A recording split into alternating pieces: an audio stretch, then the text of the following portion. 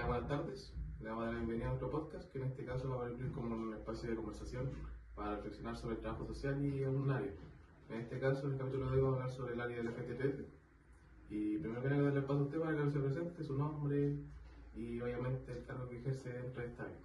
Mi nombre es Camila Daroch, soy trabajadora social, llevo alrededor de un año, desde septiembre del 2024, trabajando en la FTPF Santísima Trinidad de la Protectora de la Infancia. Y como para hacer un poco más de recordatorio, ¿cuál es el principal objetivo del AFT en estos momentos?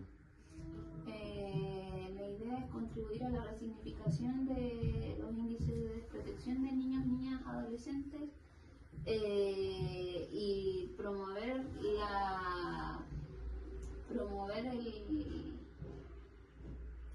los derechos, promover el respeto hacia la Convención de los Derechos del Niño. Okay.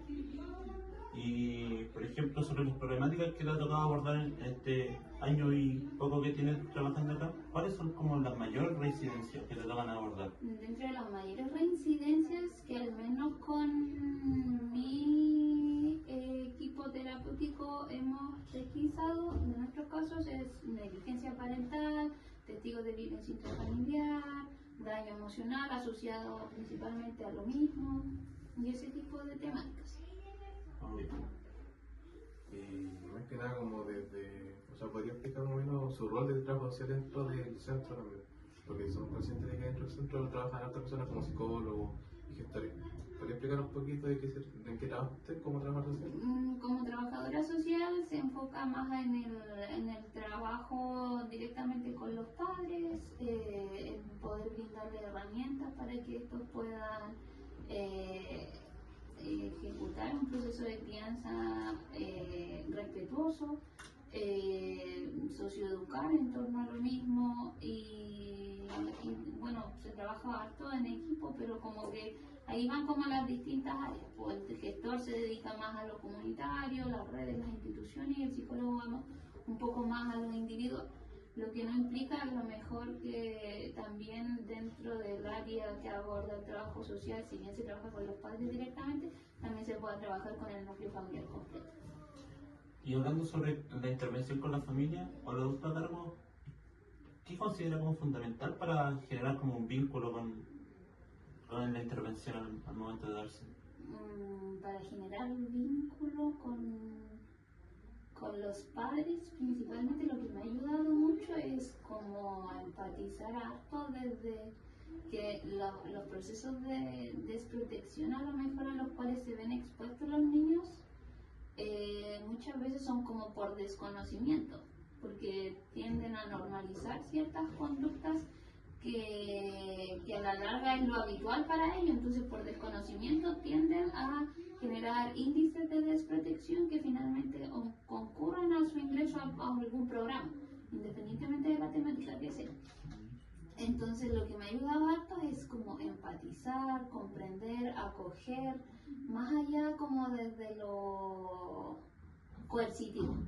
Okay. ¿Ya? Y obviamente siempre manteniendo una relación, una comunicación continua y una relación de respeto.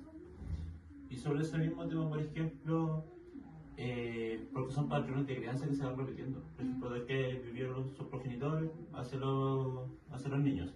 En este caso, ¿hay como cambios positivos que se puedan como lograr ver en poco tiempo?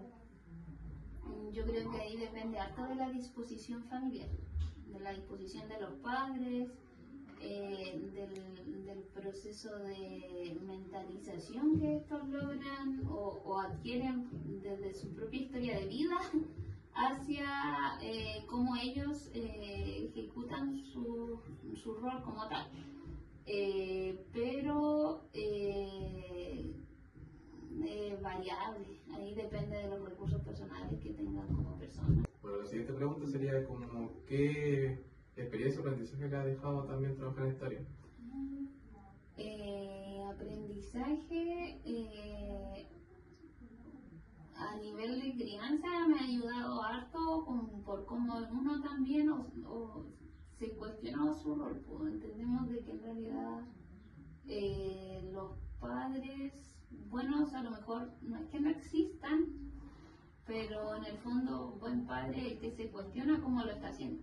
Entonces eso me ha dado igual a reflexionar cómo yo también estoy haciendo las cosas como madre y poder ejecutarlo a lo mejor de otra manera, si uno igual puede ir cambiando a medida que va avanzando en el proceso de crianza de su hijo según la etapa en la que se encuentra.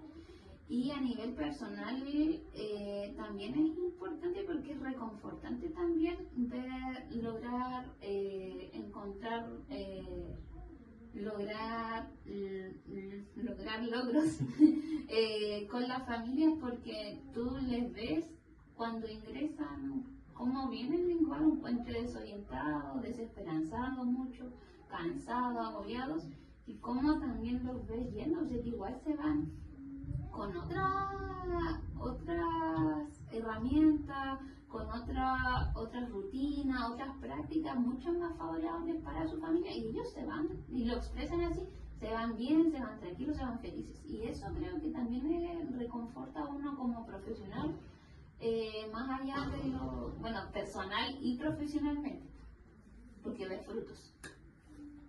Y como así como otra pregunta sobre el FT, por ejemplo, hay como el estigma de, no, esta familia está yendo, por ejemplo, a un programa por negligencia, pero tampoco son problemas tan graves, por decirlo de alguna forma, en los que se pueda, por ejemplo, estigmatizar, sino como mejorar, como dar herramientas para la persona.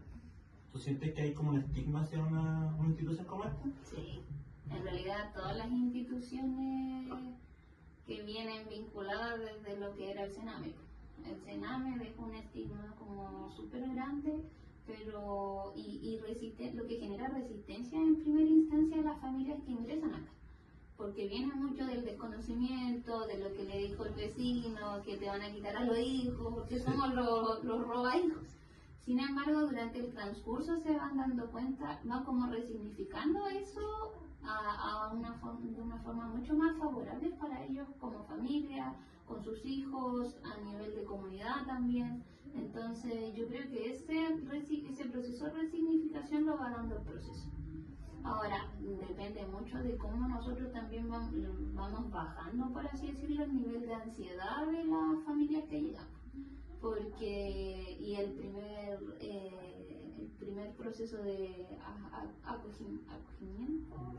acogida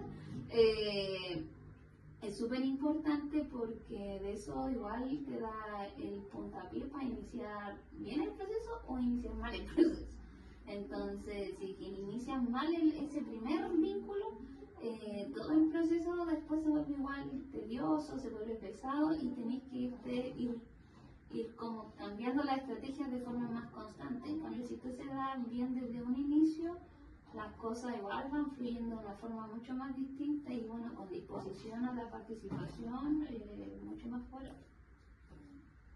¿Alguna pregunta? No, la pregunta estaba como bien correcta, más que nada quería como agradecerle igual que nos brinda este espacio y... Espérate. Bueno, y más que nada como para cerrar la entrevista, igual agradeciéndole a usted por el tiempo que nos está brindando y también por el conocimiento.